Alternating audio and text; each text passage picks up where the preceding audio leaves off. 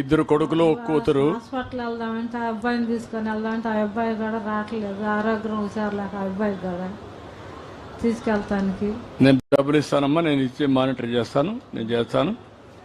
ఈ అమ్మాయిని మీరు చూస్తే అబ్బాయి కూడా ఏదైనా గొర్రెలు పెడితే ఆ అబ్బాయి కూడా చూసుకుంటాడు. చేస్తాం. నాకు ఇల్లు లేదు, ఇల్లు కట్టి పెడితే నేను ఇంట్లో ఉండి ఉంటాను. మీకు వందనాలు సార్. ఓకే అమ్మా, చెప్తాను. ఇప్పుడు మీరు ఈ అమ్మాయిని చూశారు, ఈ పెద్దామని. ఇద్దరు కొడుకులు ఒక కూతురు, కూతురికి పెళ్ళయింది, వెళ్ళింది. ఇద్దరు కొడుకులు కూడా పెళ్ళిళ్ళు అయినాయి. అదే సమయంలో ఇద్దరు పిల్లలు ఉన్నారు ఒక్కొక్కరికి. ఈవిడ క్యాన్సర్ వచ్చింది, కీమో తీసుకుంటా ఉంది. కొడుకు కూడా రమ్మంటే ఈ పనుల వల్ల ఇప్పుడు మీరు చూశారు, పేదవాడి ప్రాధాన్యత. ఓసారి నేను వస్తున్నానన్నా ఈరోజు కూలికి పోకపోతే ఆ పూట గడవదనే ఉద్దేశంతో కూలికి పోయే పరిస్థితికి వచ్చారు. ఈవిడైతే పాపం ఎండలో కూర్చోలేదు, అదే మరి కూలికి పోలేదు. కీమో తీసుకుంటే కొంచెం సమస్య ఉంటుంది. కీమో తీసుకోవాలంటే ఎవరు తోడు రారు, కానీ డబ్బులు కూడా లేవు. ఆ పరిస్థితిలో ఇబ్బంది పడుతూ ఉంది. ఇది మనుషుల్లో ఉండే సమస్యలు. ఇదే ఓసారి మానవత్వం మనం కానీ అటెండ్ అయితే కొంతవరకైనా సమస్య పరిష్కారం చేయగలుగుతాం. నేను అందుకే ఆవిడ అడిగితే కూడా ఒక మాట అనేది మీరు చూశారు.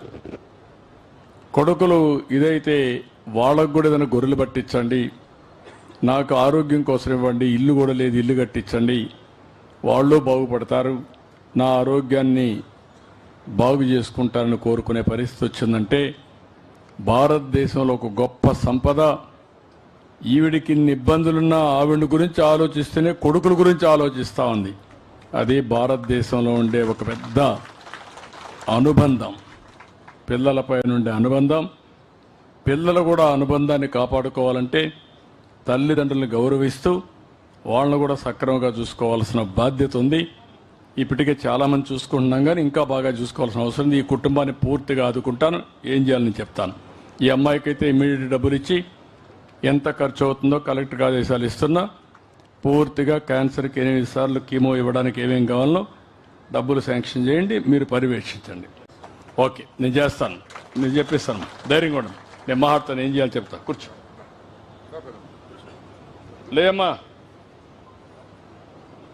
రైట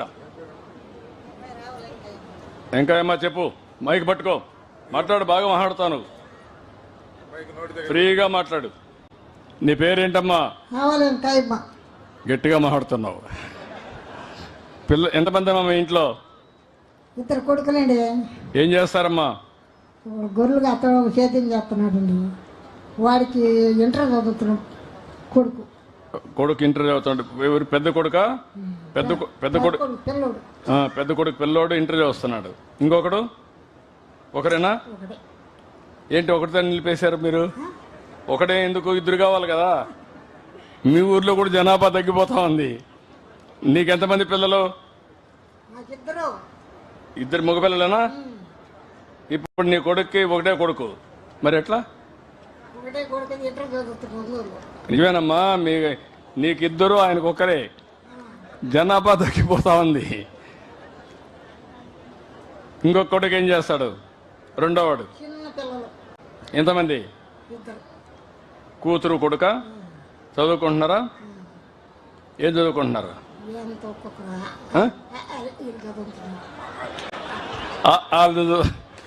మా పెద్దమ్మ బాగా ఎల్కేజీ ఇంగ్లీషు బాగా చదువుకుంటున్నారా? నీకు పింఛన్ వస్తుందా? ఇప్పుడు లేదా? నీకు పింఛన్ లేదా ఇప్పుడు? కలెక్టర్ గారు ఈ అమ్మాయికి ఇమ్మీడియట్గా ఈ రోజు నుంచి, ఈ మంత్ నుంచే పింఛన్ ఇవ్వండి. నేను ఇమ్మీడియట్గా ఇమ్మంటానమ్మా, పింఛన్ ఇస్తారు. ఓకే, కూర్చొని చెప్తాను ఏం చేయాలని.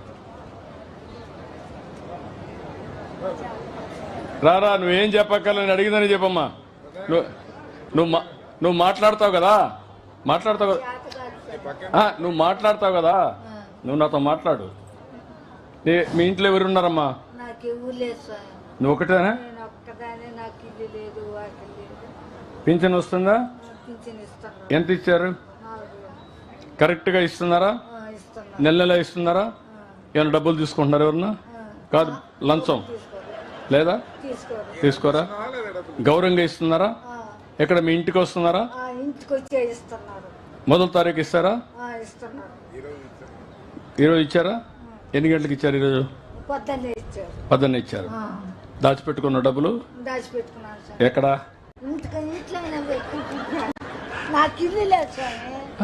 ఎడనా ఇచ్చి పెట్టుకుంటాను బ్యాంక్కి. ఏమన్నా బయట పెట్టుకుంటారా? బంధువులు ఏమన్నా స్నేహితులా? నాకు ఎవరింట్లో పెడతావు డబ్బులు? బ్యాంకీలో పెట్టుకుని నాకు ఎవరు లేరు. చెయ్యి అయిపు ఏ పని చేసుకోలేదు. కన్ను చూపు తక్కువ. ఇప్పుడు నీకు ఇల్లు కావాలా? నాకు ఇల్లు కావాలి స్వామి. ఓకే, ఇమ్మీడియట్ గా ఇల్లు లేదు లేకనే మిమ్మల్ని నువ్వు అక్కడ ఇంటి జాగా కూడా చూసి ఈ ఊర్లో ఆ అమ్మాయికి ఇంటి జాగా ఇచ్చి ఇల్లు కట్టించే బాధ్యత మీది. ఇమ్మీడియట్ గా శాంక్షన్ చేయాలి. చేపిస్తానమ్మా, చేపిద్దాం. కూర్చోతా రామ్మా.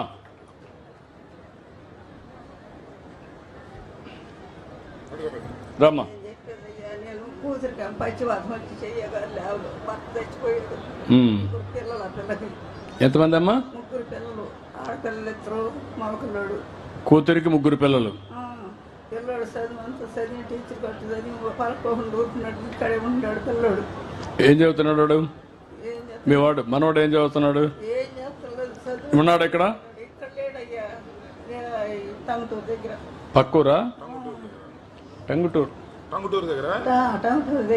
టంగుటూరు అంటే శివపురం. అక్కడి నుంచి వచ్చావు నువ్వు? నాదే ఈ ఊరే. నాది ఊరు. ఓ, అమ్మాయిది ఆ ఊరు. అక్కడ ఇచ్చావు. అక్కడ వాళ్ళు ఉంటారు, నువ్వు ఇక్కడే ఉంటావు. భర్త చచ్చిపోయాడు మొన్న. ఈ 2 నెలలు అవుతుంది ఆ అబ్బాయి చచ్చిపోయి కూడా. అమ్మాయి పచ్చివర్గం వచ్చింది. 2 సంవత్సరాల నుంచి లేవట్లే. ఆ అబ్బాయి చనిపోయాడు. ఆ పిల్లోడి పరిస్థితి ఏమీ లేదు. నా కొడుకులకి 2కి ఒక కొడుకేమో కిడ్నీలు ఒకటి వచ్చి ఒక కొడుకేమో వాళ్ళు ఎక్కడ ఉంటారు? వెంకటేశ్వరు ఇక్కడే ఉండరు. వెంకటేశ్వరుడు ఉన్నాడు. వడ్లమూడి వెంకటేశ్వరుడు. ఇక్కడ ఉన్నాడా? ఇక్కడ రాలేదయ్యా. రాలేడు. ఇంటికాడే ఉంటాడు. హాస్పిటల్లో చూసుకున్నాడు. మందులు ఎప్పటికప్పుడే మందులు తెచ్చుకుంటున్నారు. చిన్న కొడుకు కిడ్నీలు ఫాల్ట్ అయితే అబ్బాయి ఒంగోలు పోయి వస్తుంటాడు. ఇప్పుడు ఒంగోలు పోయి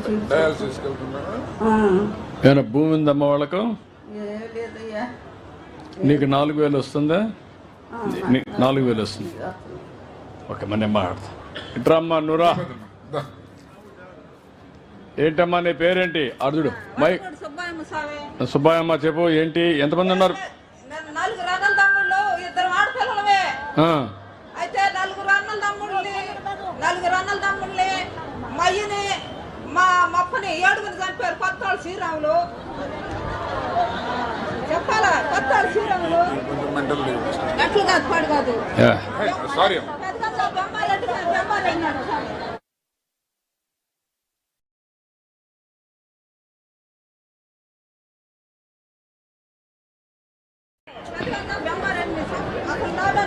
ఓకే అమ్మా, నేను మాట్లాడతాను. నీ సమస్య రామ్మా.